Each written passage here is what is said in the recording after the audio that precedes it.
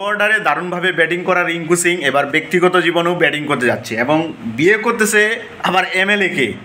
বিষয়টা মানে খুবই একটা কন্ট্রোভার্সি তৈরি হয়ে গেছে, কারণ ভারতের যে দ্বিতীয় সর্বকনিষ্ঠ এমএলএ প্রিয়া সরোজ তাকে বিয়ে করতে যাচ্ছে রিঙ্কু সিং, এবং এরকমটাই গুঞ্জন উঠেছে। এবং সেই গুঞ্জনটা যদি সত্যি হয়ে যায় তাহলে কিন্তু রিঙ্কু সিং ভারতীয় ক্রিকেট দলের দ্বিতীয় ক্রিকেটার হচ্ছেন যিনি পলিটিশিয়ানকে বিয়ে করতেছেন, এবং কি প্রথম ক্রিকেটার যিনি সরাসরি এমএলএকে বিয়ে করতেছেন। আমরা আল্লু অর্জুনের একটা মুভি দেখছিলাম, সেখানে তিনি এমএলএর সাথে প্রেম করছেন, বিয়ে করছেন, ব্যাপারটা কিন্তু সিনেমার মতোই ঘটতেছে। তবে একই ঘটনা ঘটিয়েছিলেন রবীন্দ্র জাদেজা, বাট তার বিষয়টা ছিল ভিন্ন।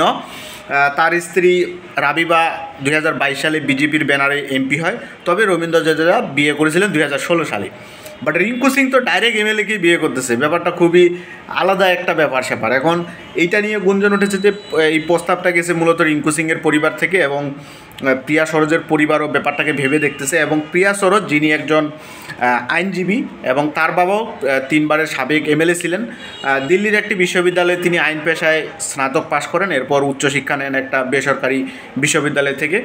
তবে এই জুটিটা কেমন হবে সেটাই এখন ভাবার বিষয়। 26 বছর বয়সে ভারতের দ্বিতীয় কনিষ্ঠতম এমএলএ এবং রিঙ্কু সিং যিনি ভারতের লো অর্ডার ব্যাটিংটা সামলান, এবং সাম্প্রতিক সময়ে তিনি খুব ফর্মে আছেন। কলকাতা নাইট রাইডার্সের হয়ে দারুণ খেলতেছেন, জাতীয় দলেও 5-6-এ দারুণভাবে ব্যাটিং করতেছেন।